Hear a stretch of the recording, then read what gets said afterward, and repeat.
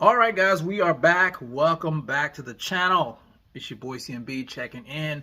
And guys, I just got finished checking out Oscar De La Hoya's Clapback Thursdays, and it was pertaining to the situation with him and his fighter Vergil Ortiz, where Vergil tried to sue to get out of his contract, and the judge sided with Oscar De La Hoya. Now, the Clapback Thursday, I would say, brought a little bit more clarity to the situation, that things that we weren't privy to, I would say.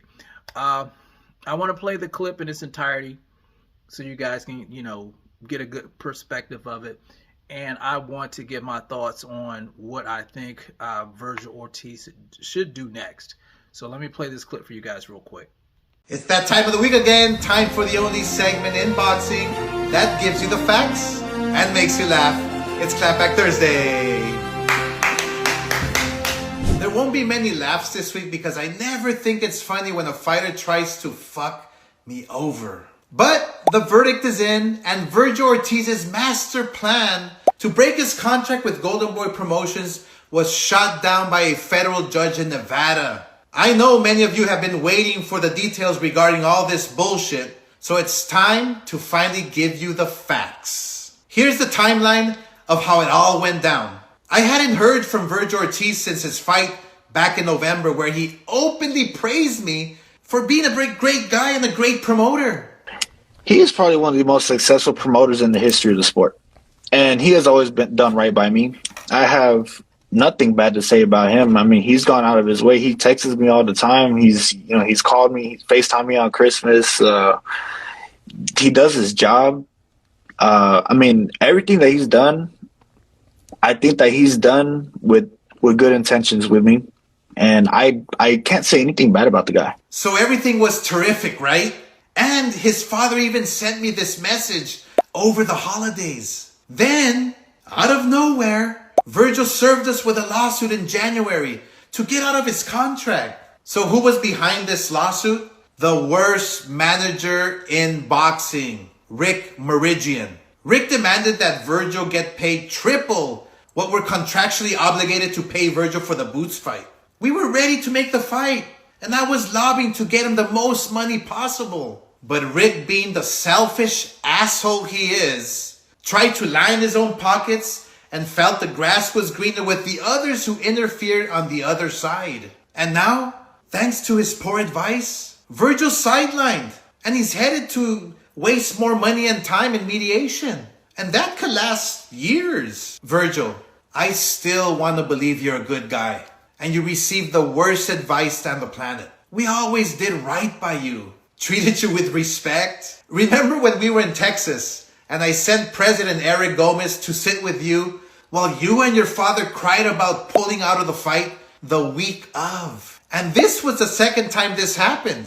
And still, we believed in you. I generously gave you $200,000. Did you forget about that? These are the facts, folks. Oh, and we had to constantly deal with your hothead father, who couldn't be less gracious or appreciative. And if you don't believe me, let me show you something, everybody. Here's a clip of the night before Vergil's last fight in November 2025, where his father got into a fist fight with a heckler, and my Golden Boy employees had to break it up while he was rolling around the floor of the hotel lobby shirtless. I mean, of course, my team was kind enough to protect you, Vergil, and begged the man your father assaulted not to press charges. Jesus Christ, this is the shit I have to deal with, and you're still this ungrateful? I protected you like family, and you turn your back on me? Vergil, I know the lies Rick is telling you, and how deep you are in this bullshit. You're gonna keep racking up the legal bills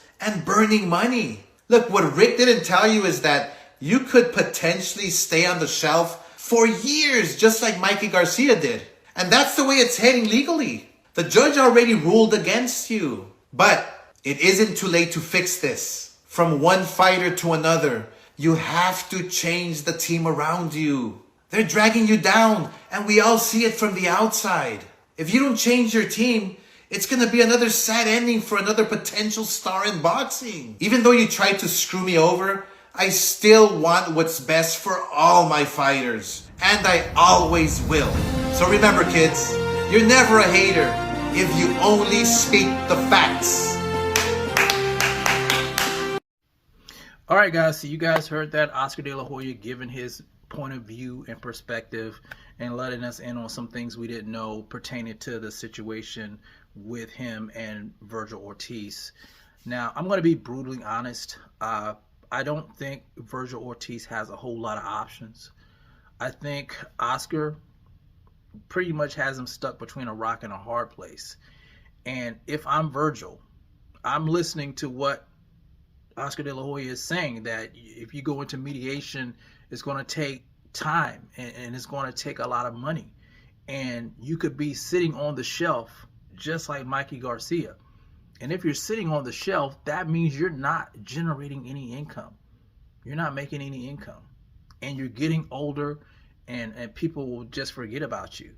And a guy that has, in my opinion, that has this much momentum, star power, he should not be sitting on the shelf and, dealing with legal issues for years to come. I just think it's a situation where you should just sit down with Oscar De La Hoya, you and your team. Now, I don't agree that you should get rid of your team. I think you all should sit down together and try to work something out to salvage this, because, it's just, Oscar's going to be okay. But Vergil Ortiz, his career could be stalled. It could be over, in my opinion, if he continues with this. And not saying that Oscar's right, but he's in a position now where he has you pretty much stuck. So I think, cooler heads should prevail. They should sit down, try to work something out, and just, make something good out of this. I think, honestly, it's an eyesore. It's a stain on boxing to watch this stuff play out. Handle this stuff behind the scenes. And now that, the judge has made his decision, I think you guys should handle this behind the scenes and get back to what's important, and that's for Vergil Ortiz to get in the ring and fight the best competition there is out there. But anyway, I just want to get my thoughts on that. I'm interested in knowing what you guys think. Let me know in the comment section. How do you feel about this? Do you think the judge got it right? Do you think that Vergil Ortiz should sit down with Oscar De La Hoya, work something out so he can get back in the ring?